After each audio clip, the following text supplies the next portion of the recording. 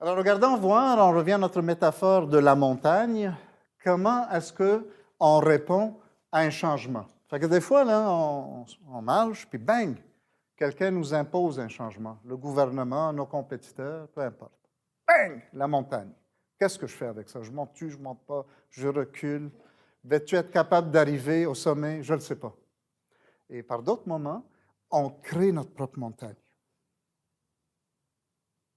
On veut faire un changement, fait qu'on crée notre propre montagne.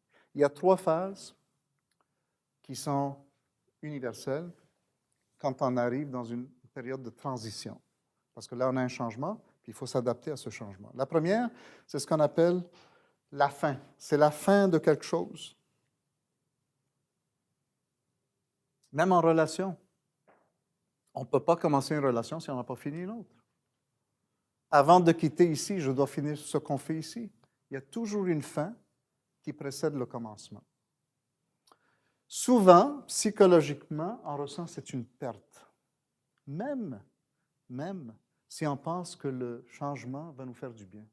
C'est une perte. À court terme, on sent qu'on a perdu quelque chose. Donc, on a beaucoup d'émotions. Tristesse, colère, le déni. Si on est capable de passer à travers cette phase-là, je vais partager avec vous des stratégies pour le faire. On arrive dans la zone no man's land, la zone neutre. Y a-t-il qui ont fait des rénovations chez eux récemment? Oh, tu as l'air bien heureuse avec ça. Ah oui, absolument. Donc, mettons, moi j'en ai fait il y a quelques années, la cuisine. Hein? On part, on a notre vieille cuisine, on a hâte de s'en débarrasser. Bang, les gars de la construction arrivent, puis bang, bing, bang, ils démolissent tout. Hein? Pratiquement. On a récupéré. Mais là, on voit tout, là, il n'y a plus de cuisine, il n'y a plus rien. On voit les fils électriques partout. Là, on est dans la zone neutre. La vieille cuisine n'existe plus. La nouvelle cuisine n'existe pas encore. Fait que pensez à vos changements, là. On arrive dans cette période-là qui est très difficile. C'est une période où on se pose des questions. J'ai-tu fait la bonne décision? On est désorienté, confus. Il y a de l'apathie. L'apathie, c'est une forme, un mécanisme de défense, de dire je me déconnecte de mes émotions, je ne ressens plus rien. Je suis trop stressé. OK? Le découragement. Ça, là, c'est critique.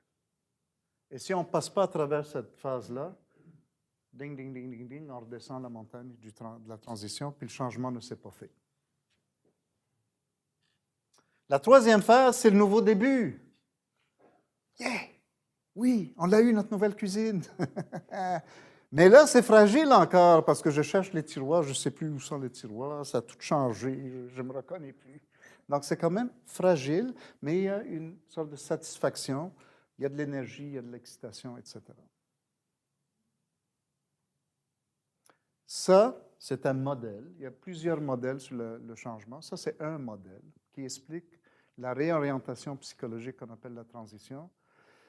À chaque fois qu'on confronte un changement majeur, on passe à travers ça, toute la gang. Maintenant, il y en a qui passent ça plus vite, il y en a qui restent là un bout de temps, puis qui déballent après. Fait que ça, c'est chacun, et on va regarder ça tantôt. C'est donc universel, mais ce n'est pas unidirectionnel.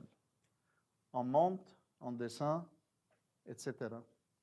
Quand on était à Kilimandjaro, on ne montait pas sans arrêt tout le temps. On faisait 350 mètres, puis après ça, on redescendait 50, 100 mètres. Puis là, dans la même journée, là, puis là, on remontait. Pourquoi? Pourquoi pensez-vous? Pour s'acclimater. Parce que vous savez qu'au sommet de la montagne, il y a 50% moins d'oxygène qu'au bas de la montagne. Et plus qu'on escalade, plus que c'est difficile de respirer. Donc, pour s'acclimater, on monte, on descend, on monte, on descend. Alors, prenez une minute, là. La question que je vous pose ici, c'est où est-ce que vous vous situez psychologiquement par rapport au changement que vous avez inscrit là, sur votre calepin? Alors, ce qu'on n'a pas parlé, c'est que des fois, le changement est là, mais on n'est pas en transition. Ça arrive souvent, ça, dans les entreprises. On annonce le changement. Puis on a des employés qui disent, oh, ça, là, ils ont déjà parlé de ça. Ça ne va pas se faire. OK? Ça ne va pas se faire. C'est du blabla. Ils ne sont pas en transition encore. Ils ne sont même pas sur la montagne. Fait que des fois, il y a des changements qu'on va contempler, mais on n'est pas en transition. On n'a pas entamé le processus de changement. Fait qu'on est ici. On est au bas de la montagne. On n'est même pas ici. Et l'autre, ben, une fois qu'on est arrivé ici, on redescend la montagne. On a achevé notre transition. Puis là, on s'apprête, on se prépare à un autre changement. Donc, juste mettez une petite note. Où pensez-vous dans le changement que vous êtes donné, là? Est-ce que vous l'avez entamé? Est-ce que vous êtes de la fin de quelque chose? Êtes-vous dans la zone neutre ou est-ce que vous avez complété votre transition?